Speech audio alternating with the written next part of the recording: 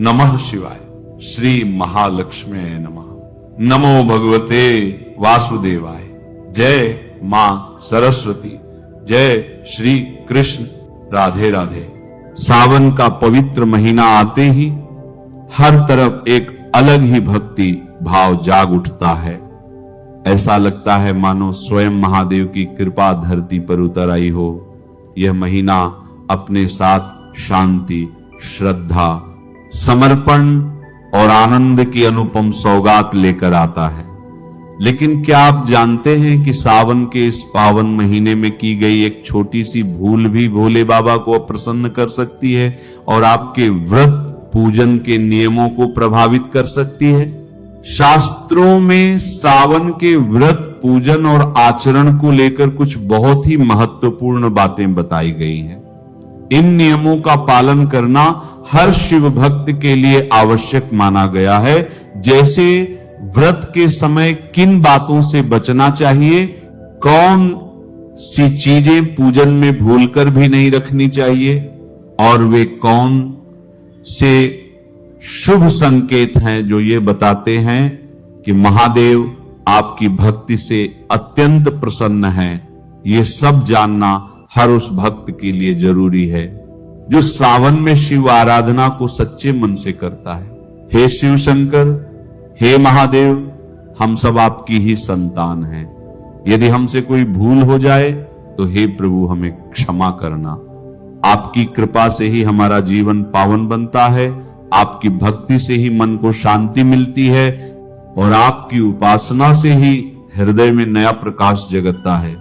सावन के सोमवार का व्रत बहुत ही महत्वपूर्ण माना जाता है। इस दिन कुंवारी कन्याएं, सुहागिनें, पुरुष और युवक सभी अपने अपने मनोकामना पूर्ण जीवन के लिए भोलेनाथ से प्रार्थना करते हैं। चाहे कुंवारी लड़कियां हों, सुहागिनें हों, पुरुष हों या लड़के हों, सभी अपना मनचाहा साथी पाने के लिए भोले बाबा से प्रार्थना करते हैं। जो लोग आध्यात्मिक उन्नति चाहते हैं उनके लिए सावन का महीना सर्वोत्तम अवसर है। सुहागिन स्त्रियां अपने पति की दीर्घायु के लिए भगवान शिव की पूजा करती हैं। ऐसी मान्यता है कि सावन में शिव जी की कृपा मिल जाए तो मनुष्य का भाग्य बदल सकता है और जीवन में सुख समृद्धि का मार्ग खुल जाता है। लेकिन इस पवित्र महीने में नियमों और मर्यादाओं का पालन करना भी आवश्यक है, क्योंकि लापरवाही भगवान शिव को अप्रसन्न कर सकती है। सावन को प्रेम, भक्ति और प्रकृति के उत्सव का महीना कहा जाता है। वर्षा की हरियाली, पक्षियों का मधुर कलरव और भक्तों की शिव भक्ति पूरे वातावरण को पवित्र बना देती है। मान्यता है कि इस महीने भगवान शिव अपने भक्तों पर विशेष कृपा बरसाते हैं और उनकी सच्ची भक्ति स्वीकार करते हैं। सावन का प्रत्येक दिन शुभ होता है, लेकिन सोमवार का महत्व सबसे अधिक माना गया है। इस दिन श्रद्धा और नियम पूर्वक व्रत तथा पूजा करने से भगवान शिव की विशेष कृपा प्राप्त होती है और जीवन में सुख, शांति तथा मनोकामनाओं की पूर्ति का आशीर्वाद मिलता है। आपको बता दें, इस बार सावन का महीना 2026 में 30 जुलाई और गुरुवार के दिन पवित्र रहेगा और सावन की समाप्ति 28 अगस्त के दिन होगी और सावन का आखिरी दिन शुक्रवार है। अब 28 अगस्त के दिन शुक्रवार को सावन समाप्त हो जाएंगे। ऐसे में 28 अगस्त यानी शुक्रवार के दिन ही रक्षाबंधन का त्योहार भी मनाया जाएगा। अब जानते हैं सावन के इस पवित्र महीने में कितने सोमवार पड़ेंगे और आपको कितने व्रत रखने हैं। आइए जानते हैं। सावन मास का पहला दिन 3 अगस्त दिन सोमवार है। सावन का दूसरा सोमवार व्रत 10 अगस्त दिन सोमवार है और तीसरा सोमवार व्रत 17 अगस्त को है और सावन का पवित्र चौथा व्रत 24 अगस्त के दिन पड़ेगा और 28 अगस्त को शुक्रवार के दिन ही रक्षाबंधन के संपूर्ण होने के साथ सावन समाप्त हो जाएंगे। ऐसे में कुल मिलाकर 4 सोमवार पड़ेंगे और 28 अगस्त को शुक्रवार के दिन ही रक्षाबंधन के संपूर्ण होने के साथ ही सावन समाप्त हो जाएंगे। ऐसे में हम जानते हैं सावन के इस पवित्र महीने में कौन सी गलती नहीं करनी चाहिए जिससे कि भगवान शिव नाराज ना हो। और सावन व्रत में यह फल तो कभी मत खाना, नहीं तो भोले बाबा आपसे क्रोधित हो सकते हैं और आपका व्रत टूट सकता है। आइए जानते हैं कुछ ऐसी सावधानियां जिन्हें भूलकर भी नहीं करना चाहिए। नंबर 1, शास्त्रों में कहा गया है कि व्रतधारी को उधार मांगकर फल आदि नहीं खाने चाहिए, इससे पाप लगता है और व्रत अधूरा रह जाता है। सोमवार का व्रत हो या कोई भी व्रत क्यों ना हो, पड़ोसियों से मांगकर भी व्रत आदि में फल वगैरह नहीं खाने चाहिए।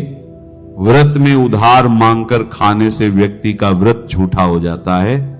ईश्वर की शरण में आने पर व्यक्ति को झूठ नहीं बोलना चाहिए, कर्ज नहीं लेना चाहिए, चुगली आदि नहीं करनी चाहिए, उधार मांगकर भी नहीं खाना चाहिए।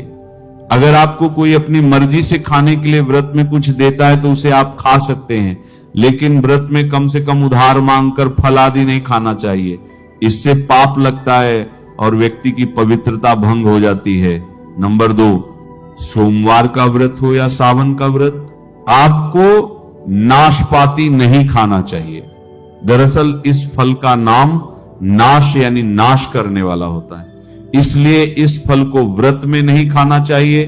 व्रत आदि को छोड़कर किसी और दिन आप कभी भी खा सकते हैं, लेकिन अगर जिस दिन आपका व्रत हो उस दिन नाशपाती का सेवन नहीं करना चाहिए और भगवान को भी नाशपाती नहीं चढ़ाना चाहिए। नंबर 3, कुट्टू या सिंघाड़े का आटा खाने से भी आपका व्रत टूट सकता है।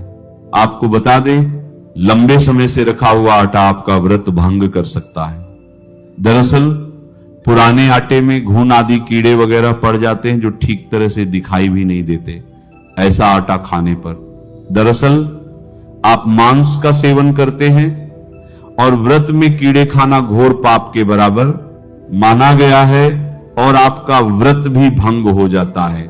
व्रत में ताजा आटा खाना चाहिए। लंबे समय से रखे हुए आटे में कीड़े पड़ जाते हैं, ऐसा कभी ना करें। व्रत हमेशा शुद्धता में ही रखना चाहिए। सावन का महीना बड़ा ही पवित्र महीना माना गया है, इसीलिए यह 5 चीजें भगवान शंकर के पास कभी ना रखें। तो चलिए जानते हैं। नंबर 1, जहां रखा हो शिवलिंग या महादेव की कोई भी प्रतिमा, वहां पर भूलकर भी चप्पल जूते लेकर नहीं जाना चाहिए। जरा सोचिए, जब आपके कमरे में कोई चप्पल लेकर प्रवेश करता है तो आपको कितना क्रोध आता है। इसी कारण महादेव भी आपसे नाराज हो जाते हैं और आपको मिलने वाला फल नष्ट हो जाता है। ऐसे में मंदिर में नंगे पांव ही प्रवेश करना चाहिए, क्योंकि चमड़े की चप्पल हमेशा अशुद्ध रहती है और इससे देव शक्ति नाराज होती है। अब नंबर 2, अक्सर महिलाओं को मासिक धर्म आ जाता है और वो बिना किसी को बताए पूजा पाठ कर लेती हैं, जो कि शास्त्रों में वर्जित माना गया है। इस समय महिलाओं को जानकर भी अनजान नहीं बनना चाहिए। अगर आपको मासिक धर्म हो रहा है तो घर के बने मंदिर में या बाहर बने मंदिर में कभी प्रवेश नहीं करना चाहिए।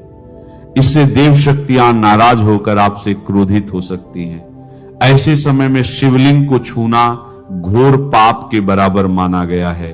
जरा सोचिए, ऐसी अवस्था में जब महिला को बुरा लगता है तो ईश्वर को कितना बुरा लगेगा। इसीलिए महिलाओं को ऐसी अवस्था में मंदिर यात्रा, घर में पूजा पाठ, भगवान की प्रतिमा को छूना या तुलसी में पानी भी नहीं डालना चाहिए।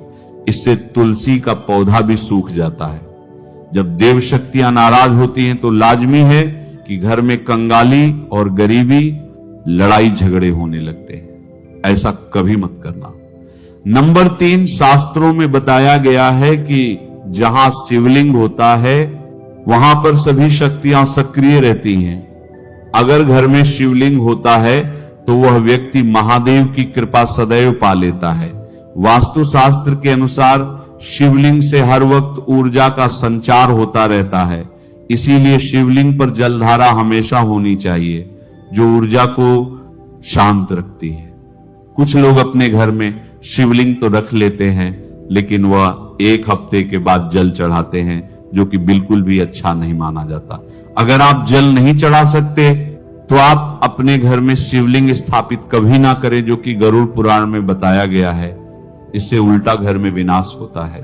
नंबर 4, शास्त्रों में बताया गया है कि तुलसी और महादेव का बैर माना गया है। इसी कारण तुलसी में शिवलिंग और गणेश की प्रतिमा को नहीं रखा जाता। कई लोग जाने अनजाने में शिवलिंग को तुलसी में रख देते हैं और घर में परेशानियां आना शुरू हो जाती हैं। इससे महाशक्तियां क्रोधित हो जाती हैं और शिवलिंग पर तुलसी भी नहीं चढ़ाना चाहिए। तुलसी में और शिवलिंग में कुछ दूरी होनी चाहिए। नंबर 5, घर का मंदिर या बाहर का मंदिर, किसी भी मंदिर में ऐसे व्यक्ति को प्रवेश नहीं करना चाहिए जिसने स्त्री प्रसंग अर्थात संभोग किया हो या उसने मांस खाया हो। अगर आप शारीरिक रूप से गंदे हैं तो मंदिर के आसपास भी नहीं जाना चाहिए और घर के बने मंदिर में कोई कपड़ा आदि डाल देना चाहिए। जरा आप ही सोचिए, क्या आप मांस खाकर या स्त्री के साथ शारीरिक संबंध बनाकर भगवान के पास जाएंगे और क्या वह आपसे प्रसन्न होंगे? बिल्कुल भी नहीं। वो आपसे क्रोधित हो सकते हैं और आपसे नाराज हो जाएंगे। शास्त्रों में इसे घोर पाप माना गया है। इससे व्यक्ति नरक में जाता है। ऐसा दुष्ट स्वभाव मनुष्य स्वयं की बर्बादी का कारण माना गया है। ऐसा ना करें। ईश्वर के सामने हमेशा नहा धोकर मन पवित्र लेकर ही जाना चाहिए। इससे सभी शक्तियां आपसे प्रसन्न रहती हैं। सावन के महीने में महादेव को ऐसे बेलपत्र कभी मत चढ़ाना, ये बहुत ही अशुभ माना जाता है। पौराणिक मान्यताओं के अनुसार बेलपत्र चढ़ाने से शिव जी का मस्तक शीतल रहता है और बेलपत्र से भगवान शिव की पूजा करने से दरिद्रता दूर होती है और व्यक्ति सौभाग्यशाली बनता है और इससे हनुमान जी भी प्रसन्न होते हैं, क्योंकि वे शिव के ही अवतार हैं और इस बात को शायद ही कोई जानता हो। पहले आप ये जानें कि बेलपत्र का उपयोग और इसके लाभ कैसे मिलते हैं। नंबर 1, तीनों लोकों में जितने तीर्थ स्थल प्रसिद्ध हैं वे सभी तीर्थ स्थल बेलपत्र के मूल भाग में स्थित माने जाते हैं। इस बात को शायद ही कोई जानता हो। नंबर 2, यदि बेल का वृक्ष घर के बीचों बीच या पूर्व दिशा में लगा हो तो घर में धन धान्य की कोई भी कमी नहीं रहती और घर परिजन सब खुशहाल रहते हैं। नंबर 3, जो व्यक्ति बेल के वृक्ष के मूल भाग की गंध पुष्प आदि से पूजा अर्चना करता है उसे मृत्यु के पश्चात शिवलोक की प्राप्ति होती है। अब जानते हैं बेलपत्र से जुड़ी कुछ खास बातें। चतुर्थी, अष्टमी, नवमी, चतुर्दशी और अमावस्या तिथियों को संक्रांति के समय और सोमवार को बेलपत्र नहीं तोड़ना चाहिए।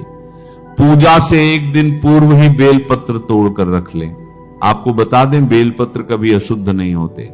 यदि आपको पूजा के लिए नया बेलपत्र नहीं मिल रहे हैं तो आप किसी दूसरे के चढ़ाए हुए बेलपत्र को स्वच्छ जल से धोकर भगवान शिव को अर्पित कर सकते हैं। बेलपत्र में 3 पत्तियां होनी चाहिए और कटी फटी पत्तियों का बेलपत्र भगवान शिव को अर्पित गलती से भी मत करना। कटी फटी पत्तियों को अर्पित करने से शिव का अपमान माना जाता है। और बेलपत्र का भी, इसलिए बेलपत्र की पत्तियां एकदम साफ होनी चाहिए। सावन के इस पवित्र महीने में अगर किसी व्यक्ति को 5 संकेत मिल जाएं तो इससे यह पता चलता है कि महादेव आपकी भक्ति से बहुत प्रसन्न है और आपको धनी होने से कोई भी नहीं रोक सकता। तो चलिए अब जानते हैं। नंबर 1, बैल का दरवाजे पर आना। नंदी महाराज भगवान भोलेनाथ के वाहन हैं। नंदी को भगवान शिव का द्वारपाल भी कहा गया है। नंदी महाराज को बुद्धि और ज्ञान का प्रतीक माना गया है।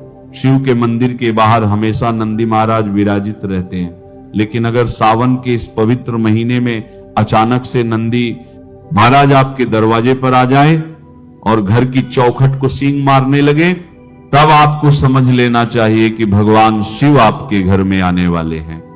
यह उनके आने का संकेत है। भगवान शिव आपकी भक्ति से बहुत प्रसन्न हैं और आपके घर में खुशियां आने वाली हैं। आपको धनी होने से कोई नहीं रोक सकता। लेकिन याद रहे, नंदी महाराज को तिलक लगाकर मीठा भोग जरूर खिलाएं। नंबर 2, सावन के पवित्र महीने में अचानक से